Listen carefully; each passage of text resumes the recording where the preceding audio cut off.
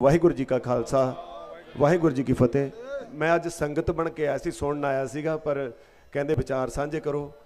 थोनू salute है जो दिओ, तुसी लीह खिंची है, बाकी तो मगर तुरे आउंदे आ। फिर ट्राली उधर जो लीहा पा दो ना, फिर सारे मगर तुरे आउंदे आ। कई आए ने, कईयां नूं आउणा पैंदा।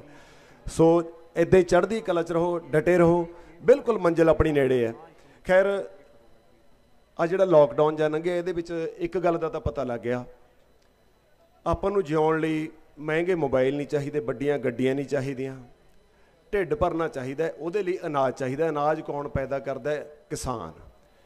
फिर उसे किसान का उहदे अपने मुल्क दे विच ये बुरा हाल, ये तो आपां बर्दाश्त नहीं करांगे। इदू घरोणी घटना नहीं हो सकती।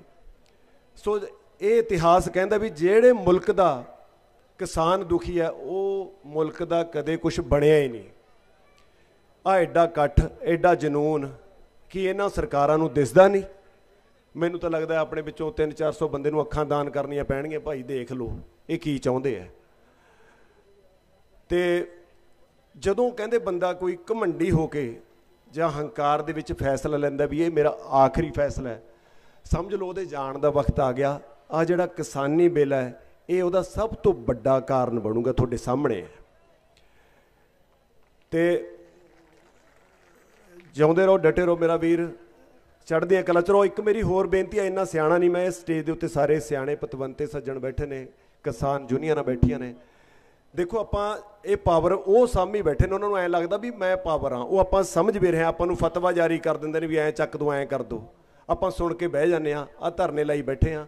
असली पावर तो अपने च है। आपां नूं अपनी पीढ़ी थले सोटा मारना पैना, गाहां नूं करना की है। तुसीं सियाणे हो, मैं तो ऐ कहना भी जिवें पंजाब दे विच 13 ते हरियाणे दे विच 9 सीटां ने सिद्धियां, लोक सभा दियां 22 जाने हो गए। अपनी गल करन जोगा तो होवे। किसान यूनियन अपना मता पाओ, अज सारे जाने, सारा हिंदुस्तान इकट्ठा है भी अपने मैंबर खड़े करिए, जाके लोक सभा दे विच साडी गल करन। ते जेड़ा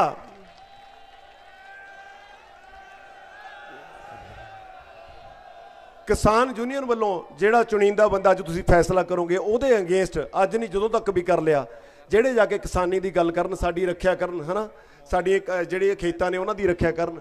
जेड़ा उन्हां दे खिलाफ कोई भी पार्टी बंदा खड़ा करू, उहदा डट के विरोध करांगे। सारे जाने ये फैसला लैके जरूर जाओ। सो मैं परमात्मा अगे बेनती करदा, यह पंजाब, ये पंजाबी, पंजाबीयत, यह पग, ये पंजाबी माँ बोली अज ताईं किसी दे अगे झुकी नहीं।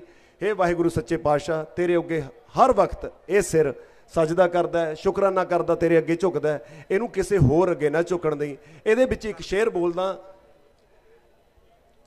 एक तू ही है जिथे झुक जाते ने सिर, एक तू ही है जिथे झुक जाते ने सिर, बूहे हाकमां दे मैं थुक के लंघदा।